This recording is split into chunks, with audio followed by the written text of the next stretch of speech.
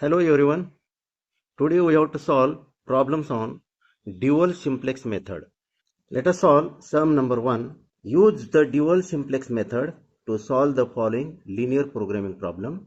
Minimize z is equal to 6x1 plus x2 subject to 2x1 plus x2 greater than or equal to 3. Second constraint is x1 minus x2 greater than or equal to 0. Here decision variables are x1 and x2, both are greater than or equal to 0. ये है linear programming problem जो हमें dual simplex method से solve करना है। Dual simplex method में ये जो ऑब्जेक्टिव फंक्शन है मिनिमाइज टाइप चाहिए और ये जो कंस्ट्रेंट्स है ये कंस्ट्रेंट्स लेस देन और इक्वल टू इनइक्वालिटी के साथ चाहिए। यहाँ पे देखिए फर्स्ट कंस्ट्रेंट यहाँ पे ग्रेटर देन और इक्वल टू साइन है, इसका मतलब यहाँ पे हमें लेस देन और इक्वल टू चाहिए तो इस कंस्ट्रेंट के दोनों साइड को माइनस साइन से मल्टीप्लाई करना पड़ेगा, तभी ये हमें इनइक्वालिटी विथ लेस देन और इक्वल टू साइन आएगी। ठीक है, ये भी x1 minus x2 greater than और इक्वल टू 0। सेकंड कंस्ट्रेंट भी विथ ग्रेटर देन और इक्वल टू इनइक्वालिटी है तो इसको भी दोनों साइड को माइनस साइन से मल्टीप्लाई करके इसको पहले लेस देन और इक्वल टू इनइक्वालिटी में लाना पड़ेगा। ठीक है, तो ये पहले करना पड़ेगा और यहाँ पे ऑब्जेक्टिव फंक्शन हमेशा मिनिमाइज टाइप चाहिए। जैसे कि सिंप्लेक्स मेथड में ऑब्जेक्टिव फंक्शन हमेशा मैक्सिमाइज टाइप चाहिए था, लेकिन ड्यूअल सिंप्लेक्स मेथड के केस में ऑब्जेक्टिव फंक्शन हमेशा मिनिमाइज टाइप चाहिए। ओके, तो let us move towards step number 1। Step number 1 में स्टैंडर्ड फॉर्म चाहिए, तो स्टैंडर्ड फॉर्म में लाने के लिए ऑब्जेक्टिव फंक्शन मिनिमाइज टाइप चाहिए और all constraints with less than और इक्वल टू इनइक्वालिटी चाहिए। ठीक है, तो ऑब्जेक्टिव फंक्शन ऐसा चाहिए minimise z is equal to 6x1 plus x2। तो ऑब्जेक्टिव फंक्शन में अभी तो कोई चेंजेस नहीं करना है। Subject to 2x1 plus x2 greater than और इक्वल टू 3 है, इसको हमने दोनों साइड को माइनस साइन से मल्टीप्लाई किया तो ये इनइक्वालिटी मिल जाएगी minus 2x1 minus x2 less than और इक्वल टू -3। ठीक है, देन सेकंड इनइक्वालिटी जो है ये है x1 minus x2 greater than और इक्वल टू 0। इसके भी दोनों साइड को हमें माइनस साइन से मल्टीप्लाई करना पड़ेगा तो ये बनेगा minus x1 plus x2 less than और इक्वल टू 0। ठीक है, एंड डिसीजन वेरिएबल यहाँ पे x1 x2 ग्रेटर देन और इक्वल टू 0 है, यहाँ पे भी x1 x2 ग्रेटर देन और इक्वल टू 0। पहले तो ये चेंजेस ऐसे करना पड़ेगा, फिर स्टैंडर्ड फॉर्म में लाने के लिए हमें स्लैक वेरिएबल्स भी ऐड करना पड़ेगा। कितने कंस्ट्रेंट्स है? 2 कंस्ट्रेंट्स है, 1 एंड 2। तो स्लैक वेरिएबल्स भी आएंगे s1 s2, उतने स्लैक वेरिएबल्स हमें ऐड करना पड़ेगा। z में s1 s2 दोनों को विथ 0 कोएफिशिएंट ऐड करना पड़ेगा और ये कंस्ट्रेंट्स में 1s1 फर्स्ट कंस्ट्रेंट में 1s2 सेकंड कंस्ट्रेंट में ऐड करना पड़ेगा। ठीक है, ताकि हमें ये इनइक्वालिटीज को इक्वेशन फॉर्म में लेके आना है। लेस देन और इक्वल टू साइन को रिप्लेस करके इज इक्वल टू साइन डालना है, यहाँ पे भी लेस देन और इक्वल टू साइन निकाल के इज इक्वल टू साइन डालना है। ओके, पहले तो ऑब्जेक्टिव फंक्शन जिसमें हम slack variables 0s1 plus 0s2 add करें या सब्ट्रैक्ट करें कोई प्रॉब्लम नहीं। ऑब्जेक्टिव फंक्शन ऐसे बन गया z is equal to 6x1 plus x2 minus 0s1 minus 0s2। ठीक है, अभी ये जो टर्म्स है राइट हैंड साइड में, ये सभी टर्म्स हम लेफ्ट हैंड साइड में लेंगे और ऑब्जेक्टिव फंक्शन z को दोबारा लिखेंगे।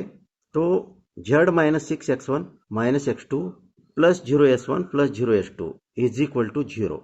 प्लस और minus doesn't matter here in case of 0 coefficient. तो ये हो गया ऑब्जेक्टिव फंक्शन। अभी फर्स्ट कंस्ट्रेंट लिखना है जिसमें 1 टाइम्स s1 ऐड करना है, तो ये हो गया first constraint minus 2x1 minus x2 plus 1 times s1 plus 0 times s2 is equal to -3। वैसे ही सेकंड कंस्ट्रेंट को भी इक्वेशन फॉर्म में लाना है, तो सेकंड कंस्ट्रेंट बन गया minus x1 plus x2 plus 0 times s1 plus 1 times s2 is equal to 0। ये लेस देन और इक्वल टू इनइक्वालिटी है ना, ये इक्वल टू बन जाएगा क्योंकि हमने 1 times s2 slack variable add किया है लेफ्ट हैंड साइड में, तो ये लेस देन और इक्वल टू साइन निकल जाएगा और उसकी जगह पे इक्वल टू साइन आएगा। ठीक है, तो यहाँ पे डिसीजन वेरिएबल्स है x1 x2, स्लैक वेरिएबल्स है s1 एंड s2। ये सभी वेरिएबल्स पॉजिटिव होना चाहिए, तो हम यहाँ पे लिख सकते हैं x1 x2 s1 s2 all are positive means greater than और इक्वल टू 0। ये हो गया स्टैंडर्ड फॉर्म। अभी हमें स्टेप नंबर 2 में जाना है और सिंप्लेक्स टेबल बना के 0th इटरेशन इनिशियल वैल्यूज के साथ टेबल बनाना है जो सिंप्लेक्स टेबल रहेगा। तो ये हो गया स्टेप नंबर 2 सिंप्लेक्स टेबल।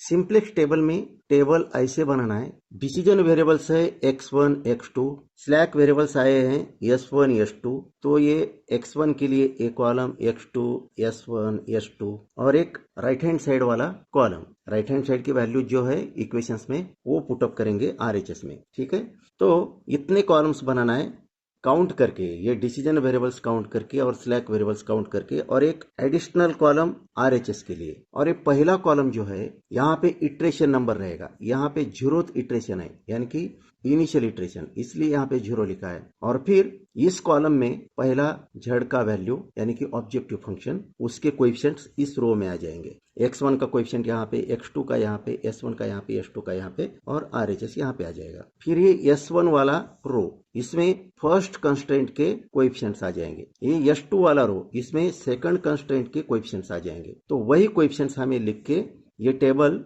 यानी कि इनिशियल इटरेशन या 0th इटरेशन मिल जाएगा। तो टेबल बनाते वक्त ये जो स्टैंडर्ड फॉर्म जो लाया है हमने, उसी से ये वैल्यूज पुटअप करते हैं coefficients of xi and si। आप देख सकते हैं स्टैंडर्ड फॉर्म में ऑब्जेक्टिव फंक्शन ऐसे आया था, z minus 6x1 minus x2 plus 0s1 plus 0s2 is equal to 0।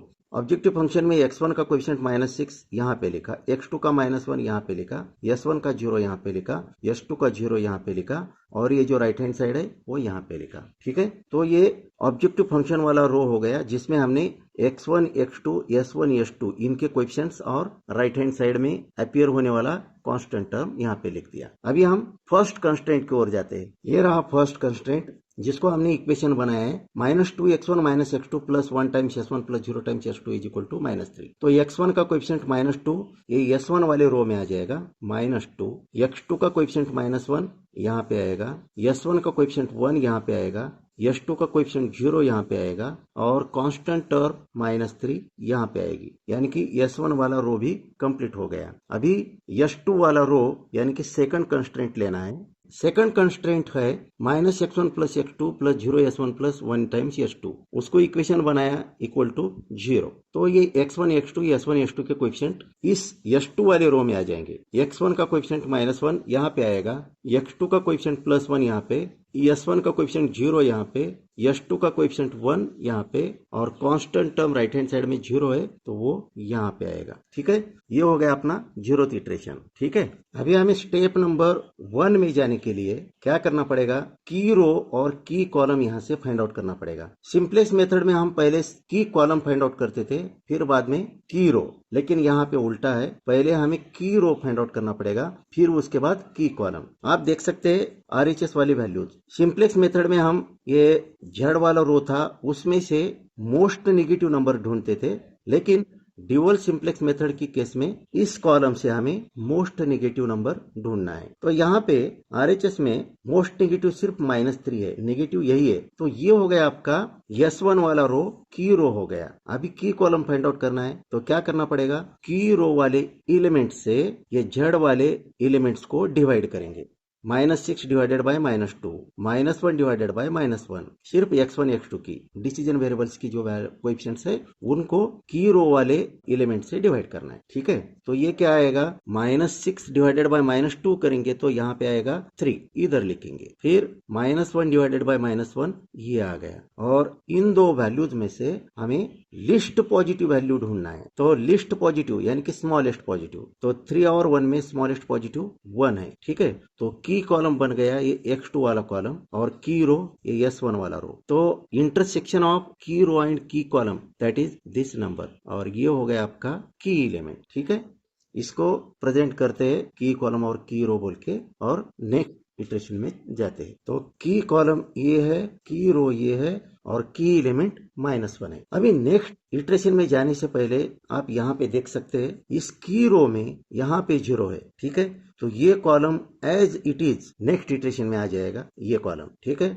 और फिर नेक्स्ट इटरेशन में हमें यहाँ पे 1 चाहिए, तो की एलिमेंट को उसी से डिवाइड करेंगे तो -1 डिवाइडेड बाय -1 +1 आ जाएगा। तो की एलिमेंट की जगह हमें नेक्स्ट इटरेशन में 1 चाहिए, तो की एलिमेंट से इस रो के हर एक एलिमेंट को डिवाइड करेंगे और जो डिवाइड करने के बाद वैल्यूज मिलेगी वो नेक्स्ट इटरेशन में आएगी। ठीक है, ये कॉलम एज इट इज आएगा और ये की रो जो है इसके हर एक एलिमेंट को -1 से डिवाइड करने के बाद जो आता है वो रो नेक्स्ट इटरेशन में आ जाएगा। और मोस्ट इंपोर्टेंट पॉइंट ये है, ये जो डिसीजन वेरिएबल x2 है ये रिप्लेस करता है s1 को, क्योंकि ये s1 वाला रो है ना की रो, तो की कॉलम x2 वाला है, तो ये डिसीजन वेरिएबल x2 s1 को रिप्लेस करता है, यानी कि s1 की जगह x2 आएगा फर्स्ट इटरेशन में। तो ये है इटरेशन नंबर 1। इटरेशन 1 में आप देख सकते हैं ये जो पहला वाला की रो था इसके हर एक एलिमेंट को -1 से डिवाइड करने के बाद ये एलिमेंट्स मिल गए 2 1, इसका -1, इसका 0 और इसका 3। ठीक है, और यहाँ पे 0 था इसलिए ये कॉलम भी एज इट इज रखा है हमने। तो ये तो 0th इटरेशन से हमें ये सब मिला है। अभी हमें फाइंड आउट करना है ये वैल्यू, ये वैल्यू, ये वैल्यू, ये वैल्यू। ठीक है, उसके बाद ये वैल्यू, ये वैल्यू, ये वैल्यू और ये वैल्यू, टोटल 8 वैल्यूज हमें फाइंड आउट करना है। तो उसके लिए विथ रिस्पेक्ट टू दिस 1, यहाँ पे -1 है, इस -1 को 0 बनाना है तो -1 + 1 करना पड़ेगा और ये -1 फर्स्ट रो में आता है यानी कि R1 सपोज, और ये सेकंड रो में आता है। तो यहाँ पे हमें क्या चाहिए, ये जो की कॉलम था इसमें यहाँ पे 1, यहाँ पे 0, यहाँ पे 0 चाहिए था, तो उस हिसाब से 0 लाना है यहाँ पे with respect to this element. Remember with respect to new element 1, तो यहाँ पे 0 चाहिए और यहाँ पे 0 चाहिए, considering 0th iteration values this one and this one accordingly change with this element. ठीक है, तो वो क्या ऑपरेशंस रहते हैं वो हम ऊपर वाले इस एक लाइन का स्पेस छोड़ा है ना वहां पे लिखेंगे और फिर बाकी ये 8 वैल्यू जो फाइंड आउट करना है वो कैलकुलेट करेंगे with respect to this operation, यानी कि -1 यहाँ का प्लस ये 1 यहाँ पे 0 चाहिए था, तो वैसे ही करना है -6 यहाँ का प्लस ये 2। ठीक है, ये 2 यहाँ पे लिखेंगे, ये यहाँ का 0 जड़ वाले रो में जो एलिमेंट 0 है ये यहाँ पे लिया, ये प्लस प्लस ये ब्रैकेट में क्या है ये वाला एलिमेंट। ठीक है, यहाँ पे ब्रैकेट में आएगा ये वाला एलिमेंट, तो यहाँ पे हम -1 लिखेंगे, यहाँ पे 0 0 प्लस यहाँ का एलिमेंट वो है 0, तो 0 यहाँ का 0 प्लस ब्रैकेट में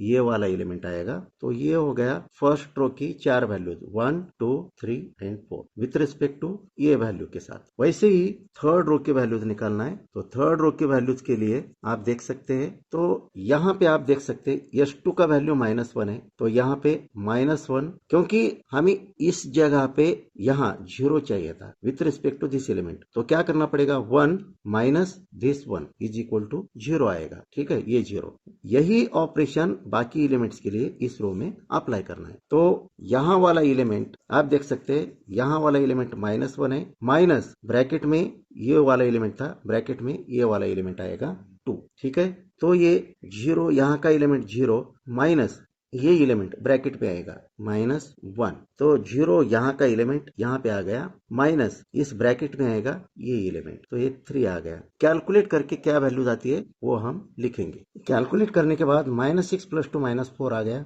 0 + -1 is -1, 0 + 0 0, 0 + 3 is 3, then -1 minus of 2 is equal to -3, 0 minus of -1 is equal to 1, then 0 minus 3 is equal to -3। इसका मतलब ये हो गया कि फर्स्ट इटरेशन वाला टेबल कंप्लीट हो गया। अभी सेकंड इटरेशन में जाना है, लेकिन सेकंड इटरेशन में जाने से पहले हमें यहाँ से फर्स्ट इटरेशन से की रो पहला फाइंड आउट करना पड़ेगा और फिर उसके बाद की कॉलम फाइंड आउट करना पड़ेगा। तो की रो फाइंड आउट करने के लिए हम यहाँ से देखेंगे, इसमें से RHS वाले कॉलम से मोस्ट नेगेटिव नंबर देखना है, तो यह RHS वाले कॉलम में सिर्फ -3 ही नेगेटिव नंबर है, यही मोस्ट नेगेटिव नंबर हो गया। इसका मतलब ये है कि ये S2 वाला रो जो है वो हो गया की रो, ये है आपका की रो। ठीक है, अभी हमें की कॉलम फाइंड आउट करना है, तो की कॉलम फाइंड आउट करने के लिए हमें क्या करना पड़ेगा, जड़ वाली वैल्यूज को इस की रो वाली वैल्यूज से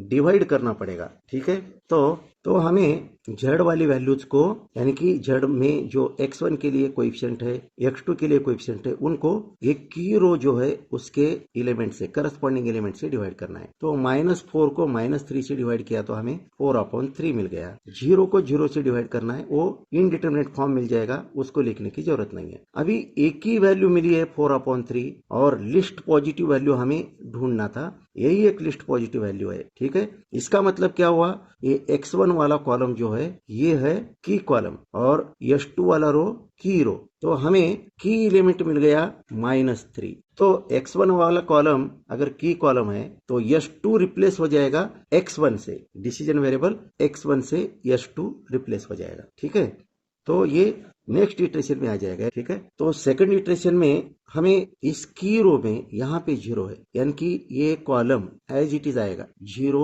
1 0। ठीक है, और दूसरी बात, एक की एलिमेंट है ना, एक की एलिमेंट की जगह 1 आना चाहिए सेकंड इटरेशन में। तो इस की रो के हर एक एलिमेंट को -3 से डिवाइड करके जो भी वैल्यू आएगी वो सेकंड इटरेशन में आएगी। तो ये है second iteration. From first iteration आप देख सकते हैं यहाँ पे 0 था, इसलिए ए वाला कॉलम एज इट इज आ गया, और एक की रो के एलिमेंट्स को -3 से डिवाइड करके हमें ये एलिमेंट मिल गए 1 0 -1/3 -1/3 एंड 1। ठीक है, with respect to this element हमें यहाँ पे 0 चाहिए, यहाँ पे 0 चाहिए। ठीक है, फिर with respect to operation which are applying with this element, apply same operation throughout this row। यहाँ पे जो ऑपरेशन अप्लाई कर रहे वैसा ही ऑपरेशन इस रो में हर एक एलिमेंट को अप्लाई करना है। तो यहाँ पे 0 चाहिए तो क्या करना पड़ेगा, और यहाँ पे 0 चाहिए तो क्या करना पड़ेगा with respect to this element. तो यहाँ आप देख सकते x2 का एलिमेंट 2 है, 2 को 1 के साथ ऑपरेट करके यहाँ पे 0 लाना है। तो क्या करना पड़ेगा, 2 -2 टाइम्स 1 करना पड़ेगा। ठीक है, 2 - 2 टाइम्स दिस 1। तो x2 वाला देखेंगे 1 तो है, यहाँ पे -1 है, ये चाहिए -1 -2 टाइम्स ये वाला एलिमेंट क्या है, -1/3। यहाँ पे एलिमेंट कौन सा है, 0 है, आप देख सकते हैं। तो यहाँ पे क्या करना पड़ेगा, 0 -2 टाइम्स -1/3, ये की रो वाला एलिमेंट। और फिर यहाँ पे है 3, तो यहाँ पे आएगा 3 - 2 टाइम्स की रो वाला एलिमेंट इज 1। ये ऐसे ऑपरेशन अप्लाई करना पड़ेगा। सेम वैसे ही झड़ वाली केस में भी यहाँ पे 0 चाहिए था, झड़ में यहाँ पे -4 है, -4 को 1 के साथ ऑपरेट करके -4 + 4 टाइम्स यहाँ का की एलिमेंट 1। यही ऑपरेशन यहाँ पे भी अप्लाई करना है, यहाँ पे भी अप्लाई करना है, यहाँ पे भी अप्लाई करना है। तो यहाँ पे एलिमेंट क्या है, झड़ वाला -1 है, तो यहाँ पे -1 + 4 टाइम्स ये की एलिमेंट यहाँ पे -1/3 है, तो ये -1/3। फिर ये यहाँ पे 0 है, 0 + 4 टाइम्स की रो एलिमेंट -1/3 है, और फिर यहाँ पे झड़ वाला वैल्यू 3 है, 3 + 4 टाइम्स की एलिमेंट इज 1। तो इस तरह से हम 1 2 3 4 5 6 7 8 ये 8 वैल्यूज फाइंड आउट करके लिखेंगे, और फिर ये सेकंड इटरेशन कंप्लीट हो जाएगा। इस तरह से हमें ये वैल्यूज मिल गई, -1 + 4 टाइम्स -1/3 ये आ गया -7/3, 0 + 4 टाइम्स -1/3 ये आ गया -4/3, 3 + 4 7 आ गया। फिर यहाँ पे -1 -2 टाइम्स -1/3 ये आ गया -1/3, 0 - 2 टाइम्स -1/3 ये बन गया 2/3, और 3 - 2 ये 1 आ गया। यानी कि सारी वैल्यूज मिल गई, तो सेकंड इटरेशन वाला सिंपलेक्स टेबल कंप्लीट हो गया। हाँ, और एक बार मैं आप सभी को रिक्वेस्ट करना चाहता हूँ कि ये जो मैंने रेड पेन से जो कैलकुलेशन किया है, आप एग्जाम में पेंसिल से कैलकुलेशन करें, ताकि ये पूरा टेबल कंप्लीट होने के बाद आप ये पेंसिल वाले कैलकुलेशंस इरेजर से रफ कर सकते हैं, और फिर ये टेबल आपका नीट एंड क्लीन दिखेगा। यानी कि ये कैलकुलेशंस आपके इस टेबल में दिखना नहीं चाहिए, सिर्फ आपको समझ में आना चाहिए, इसलिए मैंने ये कैलकुलेशंस यहाँ पे लिखा है, जो कि आप रो ट्रांसफॉर्मेशन बोल के भी यूज कर सकते हैं, लेकिन मैंने कैलकुलेशन इसलिए लिखा कि आपको जल्दी से समझ में आए। तो ये हो गया सम नंबर 1, इसमें ये सेकंड इटरेशन यहाँ तक आ गया। अभी आप देख सकते हैं यहाँ पे s2 को रिप्लेस करके x1 आ गया, क्योंकि फर्स्ट इटरेशन में फर्स्ट कॉलम था की कॉलम, तो की कॉलम x1 वाला था, तो x1 s2 को रिप्लेस किया और यहाँ पे आ गया। ठीक है, तो x2 की वैल्यू और x1 की वैल्यू फाइंड आउट करना है। आप ये RHS वाली वैल्यूज देखेंगे तो ये 1 दोनों पॉजिटिव है। यहाँ पे हमें फाइंड आउट करना था मोस्ट नेगेटिव वैल्यू। तो RHS में तो एक भी नेगेटिव वैल्यू नहीं है, तो यहीं पे प्रोसेस स्टॉप होता है, क्योंकि हम की रो फाइंड आउट नहीं कर सकते। जब तक हमें यहाँ पे नेगेटिव वैल्यू नहीं आती तब तक कैलकुलेट करना है, और नेगेटिव वैल्यू नहीं आई कि प्रोसेस स्टॉप करके यहीं से हम वैल्यूज फाइंड आउट कर सकते हैं। तो x1 की वैल्यू इस टेबल से 1 मिलेगी, x2 की वैल्यू भी 1 मिलेगी, और z मिनिमम आपको मिलेगा 7। इसी टेबल से वैल्यूज मिलती है। तो यही वैल्यूज इसका सॉल्यूशन हो गया। x1 is equal to 1, x2 is equal to 1 and z minimum from this table 7। ये हो गया रिजल्ट और ये हो गया सॉल्यूशन। नेक्स्ट वीडियो लेक्चर में सेकंड सम सॉल्व करेंगे ड्यूअल सिंप्लेक्स मेथड पे। तो आपको अगर ये समझ में आया है process of solving dual simplex method, तो आप इस वीडियो को लाइक, शेयर और सब्सक्राइब कर सकते हैं। So let us stop here. Thank you all. Thank you for watching this video. Thanks.